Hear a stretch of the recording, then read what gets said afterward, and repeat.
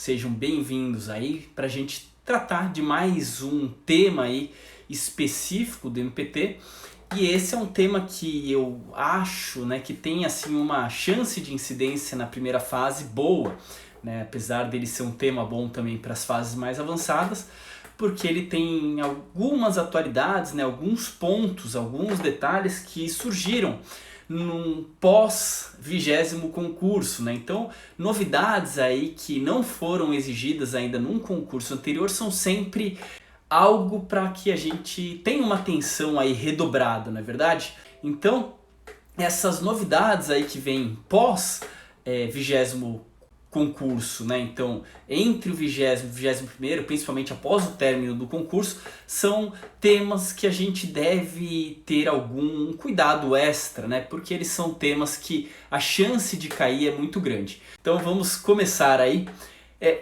O tema de hoje, né? Então, o tema que venceu ali na enquete que eu coloquei no grupo do Telegram, vou tentar sempre seguir dessa forma, colocar enquete no grupo do Telegram para que vocês possam escolher, pelo menos a maioria aí possa escolher o tema para a gente tratar, né, de acordo com a necessidade da maioria então dos participantes do grupo, e pelo menos os que responderam à enquete, né?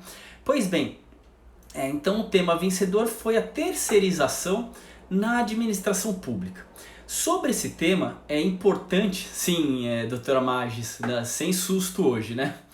Bom, então sobre o tema da terceirização na administração pública, é importante a gente falar, né, eu dizer para vocês que é um tema de suma importância, porque é um tema relacionado à CONAP do MPT, que é a Coordenadoria Nacional de Combate às Irregularidades da Administração Pública, e que tem um projeto nacional específico que historicamente, aí, né, nos últimos anos, já há vários anos, é chamado de terceirização sem calote, e hoje em dia ele, quer dizer, eu não sei se já mudou, eu sei que foi aprovada a mudança, mas não sei se já está mudado ou não o nome, mas se não está, né, vai se transformar em terceirização sem corrupção. Então, terceirização sem calote ou terceirização sem corrupção.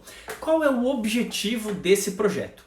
Então, em primeiro lugar, algo que a gente deve ressaltar é que o Ministério Público do Trabalho é favorável ao fato de que um ente da administração pública fiscalize as empresas que ele contrata, independentemente da legalidade da terceirização, tá? Então a gente já vai falar também da legalidade da terceirização, mas independentemente da legalidade da terceirização, a gente deve considerar que o ente da administração tem o dever de fiscalizar os seus contratos e o cumprimento das obrigações trabalhistas.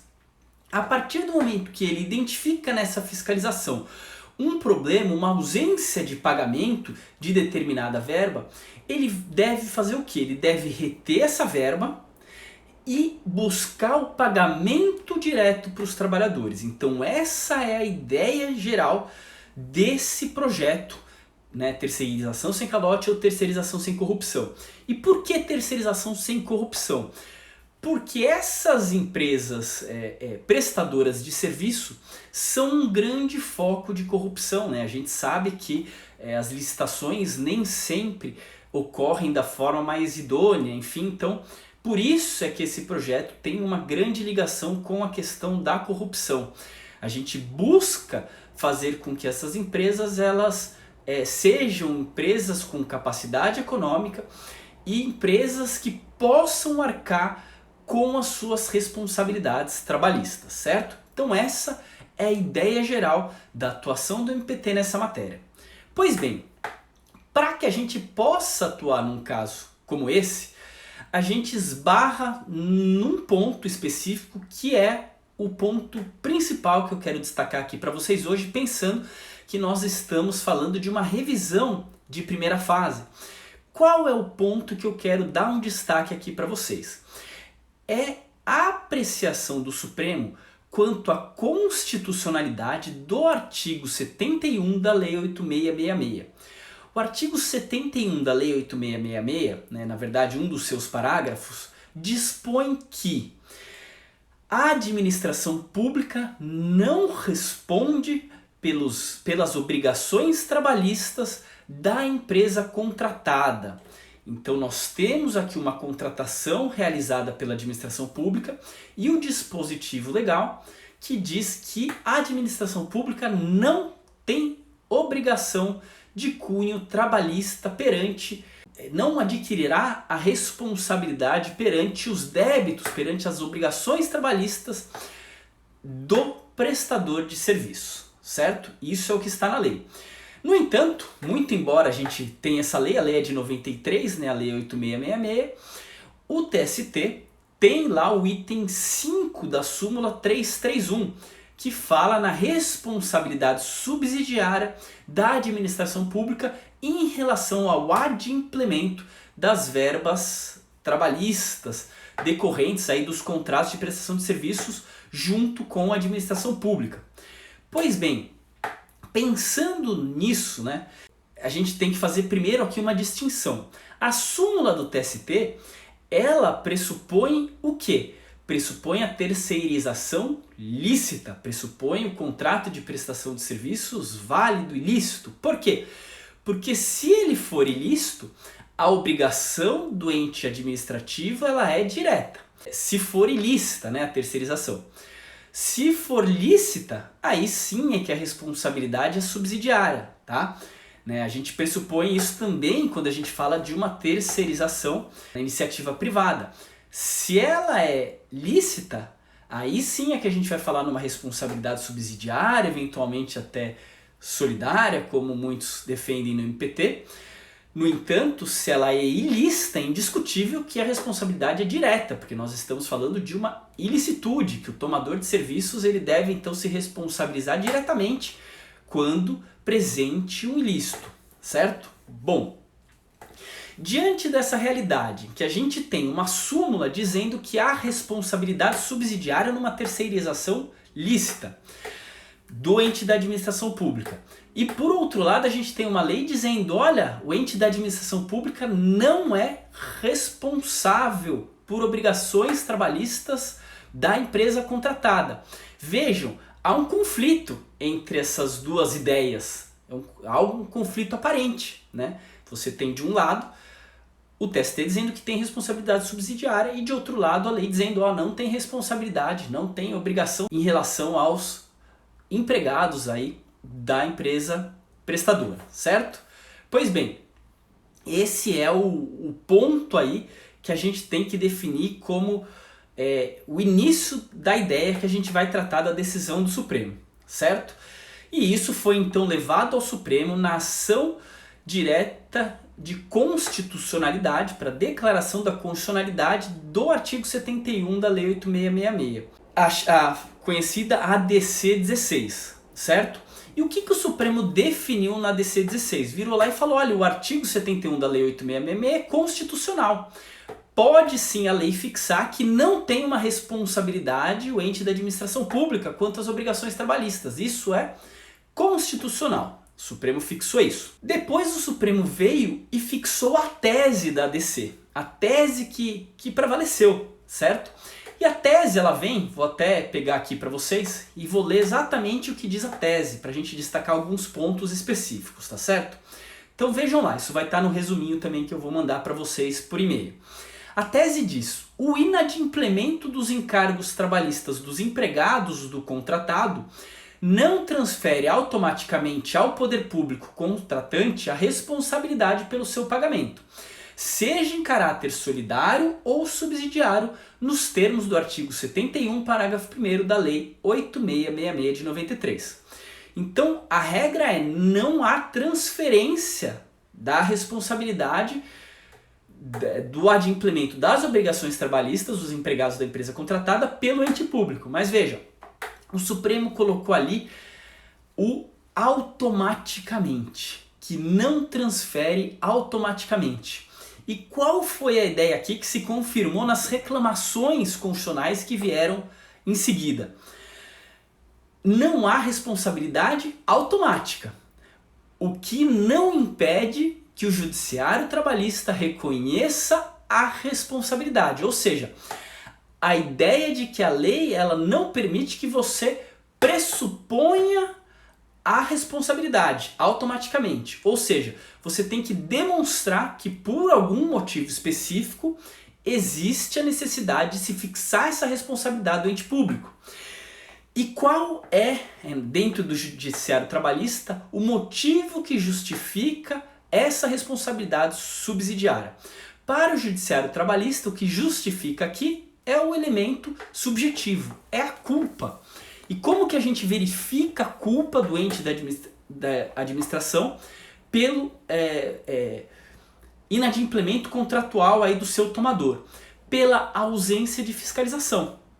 Então o ente público ele tem o dever de fiscalizar o contrato das empresas que ele contrata, das empresas contratadas. Ele tem o dever de fiscalizar, tá certo? Dever de fiscalizar. Portanto, à medida que ele tem o dever de fiscalizar, se ele não cumpriu com o seu dever de fiscalizar, ele pode ser responsabilizado. E chegou então uma primeira reclamação constitucional no Supremo, que a Justiça do Trabalho reconheceu a responsabilidade subsidiária, o ente da administração pública ajuizou a reclamação constitucional, e o Supremo veio lá e disse exatamente isso. Disse, olha, a responsabilidade ela não é imediata, ela não é automática. No entanto, no caso concreto, é possível que o judiciário trabalhista reconheça a responsabilidade porque reconheceu em razão da ausência do cumprimento do dever de fiscalização do contrato, certo? Então, foi interessante. E num segundo momento, uma outra decisão também disse que não tinha sido cumprido o dever de fiscalizar e disse que o ônus da prova era da administração pública. A administração pública veio lá e falou, tá me responsabilizando automaticamente, aqui o dever é meu de produzir provas. E o Supremo veio lá e disse também na decisão em outra reclamação que a fixação do ônus da prova também não foi definida na DC 16, de modo que o judiciário trabalhista pode sim definir de quem é o ônus da prova em cumprir o dever de fiscalizar. E quem é que tem a aptidão de prova? Né? Pensando hoje no novo CPC, pelo ônus dinâmico de produção de provas, quem tem a aptidão de produzir essa prova de fiscalização é só o ente público.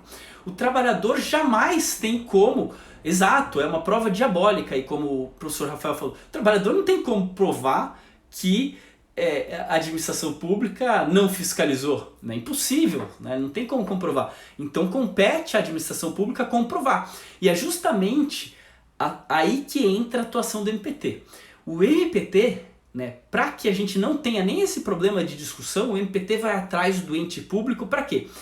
Para fixar obrigações de fazer e não fazer no sentido de fiscalizar os contratos administrativos, no sentido de verificar se são ou não cumpridas as obrigações trabalhistas e para que o ente público esteja sempre fiscalizando a capacidade econômica da empresa que presta serviços. A partir do momento que ele verificou que houve uma perda da capacidade econômica, ele deve reter os valores para eventualmente pagar aos trabalhadores as verbas devidas, tá certo? Aí seguindo então, nós temos... Sim, o STF já definiu que o ônus era do empregado, sim, mas já teve em momento seguinte essa decisão no sentido de que o ônus da prova poderia ser fixado pelo judiciário trabalhista. Então a gente está aí num momento em que não está definido, e a gente, obviamente que no MPT pode defender tranquilamente aí, tá, a possibilidade de atribuir esse ônus ao empregador, até porque nós atuamos nesse sentido de buscar a responsabilização do ente público. E nós temos várias ações nesse sentido. Até eu tenho um acordo que eu acompanho, que eu firmei aqui na minha atuação no MPT, em relação a esse projeto quanto ao município de São Paulo. E o que a gente coloca nas ações para estabelecer essa responsabilidade? Tem dois dispositivos da Lei 8666, o artigo 58, que consta sempre nas nossas ações, tá? Por isso que é importante, se vocês forem pensar em algo que pode cair na primeira fase, dispositivos que a gente usa no nosso dia a dia. Então, o artigo 58 ele fala que o regime jurídico dos contratos administrativos, tal, confere à administração pública a prerrogativa de fiscalizar a execução dos contratos. Então a administração ela tem prerrogativa de fiscalizar a realização dos contratos. Além disso, o artigo 67 da Lei 8666 diz que a execução do contrato deverá ser acompanhada e fiscalizada por um representante da administração. E aí, bom, segue especialmente designado, vou falar, né, tudo, porque aí vocês podem, eventualmente isso pode cair na primeira fase, né? Permitida a contratação de terceiros para assisti-lo e subsidiá-lo de informações pertinentes a essa atribuição. Então, pode inclusive ter um terceiro aí contratado especialmente para isso. Então vejam, a gente tem aqui a necessidade, né? A gente tem aí os fundamentos que são utilizados para estabelecer esse dever à administração pública. Além disso, a gente tem um fundamento que é bem utilizado pelo MPT, que é a Instrução Normativa número 2 de 2008 do Ministério do Planejamento, que teve aí várias alterações supervenientes, mas continuou com esse número, então Instrução Normativa 2 de 2008. Vocês não precisam saber dela, tá? Mas ela traça parâmetros de como a administração pública deve fiscalizar esses contratos. Ela é exigível aí no âmbito federal. No entanto, a gente usa ela como fundamento também nas nossas ações, em face de municípios, em face dos estados também para fiscalização dos contratos, tá? E tem sido relativamente bem recebido, né? Lógico que no judiciário trabalhista às vezes a gente não consegue, às vezes consegue, enfim. Então a gente tem que, mais a tese que a gente defende, independentemente do que pensa aí o judiciário trabalhista, tá, gente? No MPT a gente vai buscar, né, aquela ideia de que o MPT ele busca que as suas teses elas sejam vencidas até que não tenha mais jeito, né? Mas por enquanto enquanto a gente não tem a definição de vários pontos, a gente vai buscar aí, vai lutar por essa tese que é favorável aos trabalhadores. Por quê? Porque ela evita que a gente tenha aí o inadimplemento. E é muito comum na Justiça do Trabalho o inadimplemento de obrigações trabalhistas nesses casos, né? Não sei se vocês têm contato com isso, né? Se tem alguém aí que assistindo que é servidor da Justiça do Trabalho, né? Enfim, na Justiça do Trabalho são muitas ações, né, que versam sobre inadimplemento contratual. Então, essa é uma forma da gente evitar esse tipo de ação, né, que são muitas, centenas de ações. Você pensa aqui, município de São Paulo, por exemplo, poxa, são milhares de ações por ano, né? Então, é bem importante, opa, valeu aí galera MPT aí, então é muito importante que vocês tenham atenção em relação a esse aspecto, tá, da atuação do MPT. Bom, e nesse sentido o MPT então ele busca o cumprimento da Instrução Normativa número 2 de 2008 em todos os entes. No município de São Paulo, por exemplo, né, eles seguiram esses mesmos parâmetros, né, até foi feito um parecer pela Procuradoria do município dizendo que tudo isso é compatível com a Lei 8666, a instrução normativa ela é adequada, né, e fizeram aqui um decreto municipal seguindo os mesmos termos da instrução normativa. Então aqui hoje eles seguem também aqui no município de São Paulo esse mesmo padrão da instrução normativa de âmbito federal, certo? Agora, outra questão que é importante ser definida é que a gente tem hoje também, se a gente for falar, né, é bom a gente fazer aqui falar um pouquinho disso, aproveitar, né, que na Lei 6.019, tratando lá hoje do novo contrato de prestação de serviços, né, que veio com a reforma trabalhista, a gente tem lá uma questão importante, né, que é relacionada a isso. A necessidade de manutenção da capacidade econômica do prestador de serviços, como um requisito da licitude da terceirização. Nesse sentido, a gente tem orientações da CONAFRET, que é importante a gente destacar aqui para vocês, no seguinte sentido. Há uma orientação da CONAFRET que diz que a perda da capacidade econômica superveniente do prestador de serviço gera ilicitude da contratação, portanto, e a ilicitude pela ausência da capacidade econômica, segundo a orientação da CONAFRET, gera vínculo de emprego direto com o tomador. Tá? Então vejam, importante a gente lembrar que a gente tem hoje também uma solução sobre isso, relacionada aí com a Lei 6.019 para a iniciativa privada. É difícil a gente dizer que isso teria a mesma solução no caso da administração pública pela impossibilidade do vínculo em razão da ausência de concurso público, né? Mas é importante a gente fazer esse paralelo aqui. O que mais que eu acho relevante a gente falar quando tratamos da terceirização na administração pública? Responsabilidade em relação ao meio ambiente do trabalho. Quando a gente fala de meio ambiente do trabalho, estudando aí os aspectos relacionados à CODEMAT, a CODEMAT, que é a Coordenadoria do Meio Ambiente do Trabalho, ela tem orientações relacionadas inclusive com a administração pública. Então, alguns pontos trazidos lá são o seguinte, né? A nossa tese, eu não vou falar aqui agora de tudo da CODEMAT, né? Mas a CODEMAT ela tem a seguinte tese. A tese é: o meio ambiente do trabalho ele integra a noção de meio ambiente. Portanto, aplica-se ao meio ambiente do trabalho, aplicam-se as previsões do artigo 225 da Constituição, bem como a Lei da Política Nacional do Meio Ambiente. Diante disso, o tomador de serviços, ou todos que estão ali na cadeia de produção, eles têm responsabilidade objetiva e solidária pelos danos causados ao meio ambiente, e isso se aplica ao meio ambiente do trabalho. Essa é a tese, isso está em orientação da CODEMAT, que mesmo na administração pública ou na iniciativa privada, em qualquer situação, o tomador de serviços, tratando-se de meio ambiente, terá sempre responsabilidade solidária, tá certo? Pelos danos eventualmente causados ali ao trabalhador e também pela solução dos problemas decorrentes desse contrato em relação ao meio ambiente de trabalho.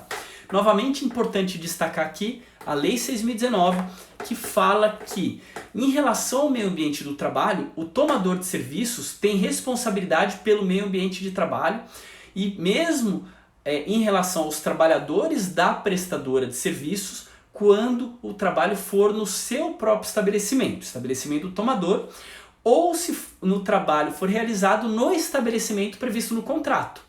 Então, ainda que o trabalho seja feito no estabelecimento do prestador de serviços, o tomador é responsável porque isso vai estar previsto no contrato, né, o local em que será feita a prestação de serviços. Então, importante a gente fazer esse paralelo, tá certo? E aí a gente tem aqui, eu falei, a orientação 21, tá, da CODEMAT, que fala aí dessa responsabilidade solidária e é importante vocês saberem. Outra orientação que eu quero destacar aqui para vocês, que também tem relação aí com o meio ambiente do trabalho e que se aplica à administração pública, importante a gente aproveitar aqui para falar, já que estamos falando da administração pública, é o seguinte: a CODEMAT tem uma orientação que fala que o MPT deve sempre buscar a aplicação das normas regulamentadoras do extinto Ministério do Trabalho, hoje Ministério da Economia, certo? Então deve sempre buscar o cumprimento das NRs, inclusive em relação aos entes da administração pública. Então anotem aí, inclusive, buscar o cumprimento das NRs em relação aos entes da administração pública. E a gente tem aqui vários exemplos, tá? Então, por exemplo, um exemplo que eu posso citar aqui, que é próximo aí, é um exemplo de entes da administração pública aqui no estado de São Paulo, que o MPT atuou para que a unidade de funcionamento da administração pública não funcionasse porque está sem qualquer cumprimento das obrigações relacionadas ao meio ambiente do trabalho, tá certo? Pois bem, e qual é o fundamento que a gente tem para buscar o cumprimento das NRs por um ente da administração pública? Você vai falar, professor, mas as NRs não são só para iniciativa privada? Então vamos lá, qual o fundamento que a gente tem? E aí eu falo os fundamentos por quê? Porque esses fundamentos podem ser algo, lógico que vocês vão ter que saber isso lá para frente, para a segunda, terceira fase, enfim, prova oral, saber explicar isso para o examinador de vocês. Para a primeira fase, o que o examinador pode falar? Colocar os dispositivos legais relacionados e que chegariam até essa tese para ver se você conhece. Então, em primeiro lugar, né, sobre esse ponto, é a gente falar o quê? O artigo 37 da Constituição fala que se aplica aos servidores públicos o artigo 7º, inciso 22 da Constituição. O 7º 22 é aquele que fala da redução dos riscos inerentes ao trabalho. Então veja, é aplicável aos servidores públicos o dispositivo que fala que os trabalhadores têm direito, tá? É um direito fundamental do trabalhador, a redução dos riscos inerentes ao trabalho. E isso é o que traz fundamento para as NRs, tá? Fundamento constitucional para as NRs. Além disso, o artigo 84 da Constituição vem lá e estabelece o poder regulamentador do Poder Executivo, e a CLT aí é que traz previsão de que o Ministério do Trabalho, né, ou aí hoje quem lhe fizer às vezes, né, pode expedir normas regulamentadoras para a saúde e segurança de trabalhador. Vem lá a NR 1, item 1.1, tá? Então começo das NRs, primeira NR e tal, e fala: as NRs se aplicam a todos os entes da administração pública, inclusive poder, né, executivo, obviamente, legislativo, judiciário, Ministério Público, se a Defensoria Pública aplicam seus NRs para todos eles. Só que a NR fala em relação aos servidores públicos seletistas. Tá? Em relação aos servidores públicos seletistas. Isso é o que diz a NR. E aos trabalhadores terceirizados. Bom, só de falar aos trabalhadores terceirizados significa que tem que cumprir as NRs em todo prédio público. Porque todo prédio público hoje tem terceirizado. Vigilância e limpeza, não existe um ente público que não terceirize vigilância e limpeza, né? Então, só isso já traz fundamento para você cumprir as NRs em todos os estabelecimentos públicos. Não tem discussão. A maior parte hoje, né, dos servidores públicos são estatutários, né, por conta do regime jurídico único, né? Sobram aí ainda alguns por aí afora, mas a regra é que eles deveriam pelo menos ser estatutários. E aí o que a gente defende, e é possível defender, é que o princípio da isonomia não permite esse tratamento diferenciado, de você estabelecer uma obrigação de proteção à saúde e segurança, que nada mais é do que a proteção da própria vida e da integridade física de trabalhadores para um determinado grupo e para outro não. Então como é que você vai permitir que apenas trabalhadores seletistas sejam protegidos, os terceirizados sejam protegidos, mas não os servidores públicos estatutários? Então, por uma medida de igualdade, você não poderia excluir a aplicação das NRs aos servidores públicos. E fato é que a gente busca o cumprimento diariamente, aí, o cumprimento das NRs por entes públicos.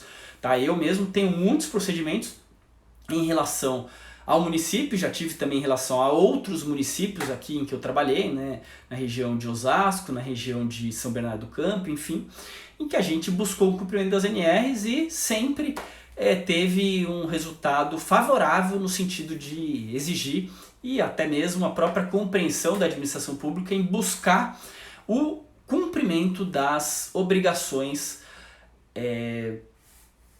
decorrentes das NRs, tá bom? Bom, deixa eu dar uma olhadinha aqui se tem alguma pergunta que vocês deixaram para mim, algo que não foi respondido. Estou voltando aqui para o começo, deixa eu ver aqui rapidinho. Aqui em Minas Gerais, um embate sobre isso. Seguranças terceirizados da UFMG Campus ajuizaram reclamação trabalhista pedindo responsabilidade da União por ser federal. O TRT-MG, em longo voto, concedeu responsabilidade, mas o TST reformou e excluiu. Sim, Renatinha, Minas, né?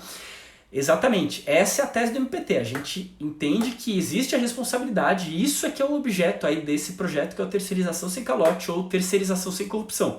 Fazer com que a administração pública fiscalize para que não chegue nesse ponto dos trabalhadores precisarem buscar responsabilização, mas a própria União já vai ter o valor ali que ele reteve e pagar e adimplir essas verbas necessárias para o pagamento dos trabalhadores.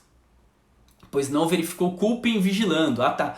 Então, aí nesse caso, o que acontece? Não verificou culpa em vigilando. Então, a princípio não tem a responsabilidade. O ente público, então, na nossa visão do MPT, tem que comprovar que fiscalizou, que cumpriu esse dever de fiscalizar. Se ele comprovar, tudo bem. Aí, eventualmente, pode ser excluída a responsabilidade.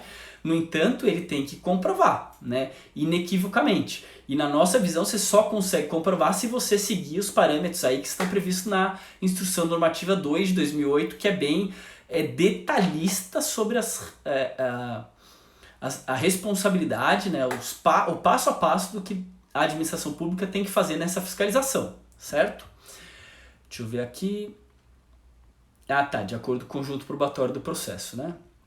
Mas, então, realmente, o ente público ele consegue produzir provas, mas não basta ele produzir qualquer prova. Ele tem que produzir prova de que ele segue o passo a passo da Instrução Normativa número 2 de 2008. E fato é que se ele segue, ele vai ter conseguido identificar a perda da capacidade econômica, ele vai ter conseguido identificar que a empresa não está adimplindo as obrigações trabalhistas bem rápido, vai conseguir reter o valor dos pagamentos e vai conseguir repassar isso para os trabalhadores, tá? Pode ser que ainda reste algo que não foi pago, eventualmente, tal, mas aí vai ser pouco, porque como ele conseguiu reter o valor do contrato, ele vai conseguir adimplir a maior parte das obrigações, tá certo?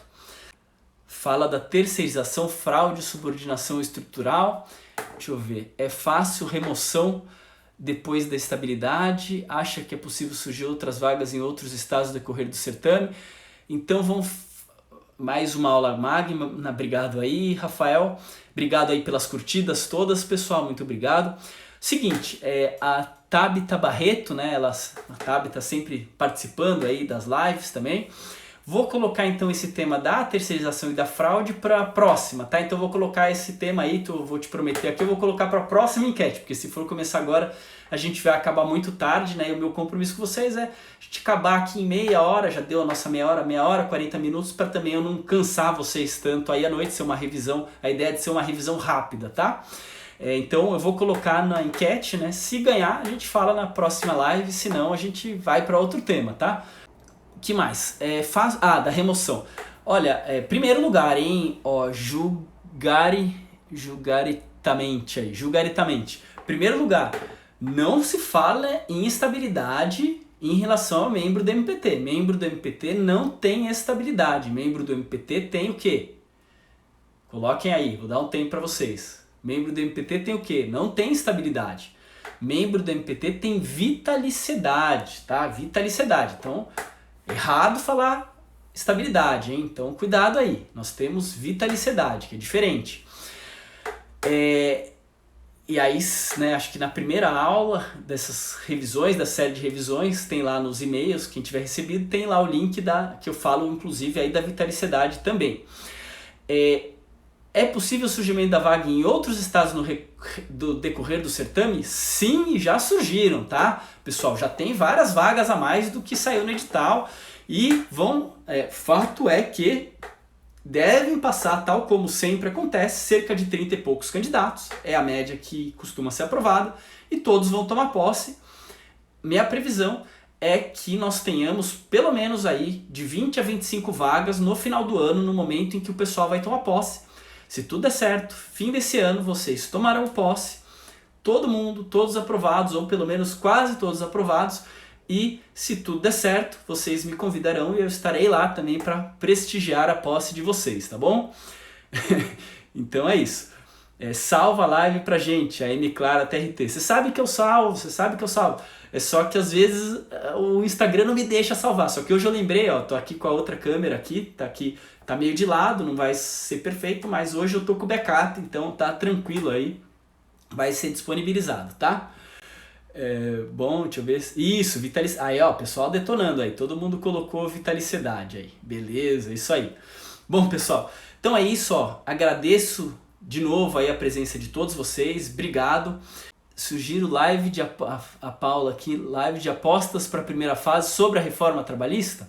Tá bom, vou fazer isso aí, tá, Paula? Vou colocar aí quem sabe a última live aí. Eu pego todos os temas que eu acho que podem cair de reforma trabalhista, aí na última live já fica até melhor, na última semana, quem sabe se não der tempo num dia eu faço até outro dia, faço mais de um dia, porque a gente tem a reforma trabalhista, a gente tem a mini reforma trabalhista, né, aquela pequena do ano passado, e nós temos a MP que a gente, né, tô ainda acompanhando a MP para saber o que vai acontecer com ela, né? A chance hoje é grande que ela vai estar em vigor até lá, não sei o que pode ser exigido, né? Mas aí a gente vai conversar então sobre isso. Vamos deixar então para a última semana essa questão da reforma trabalhista, tá bom?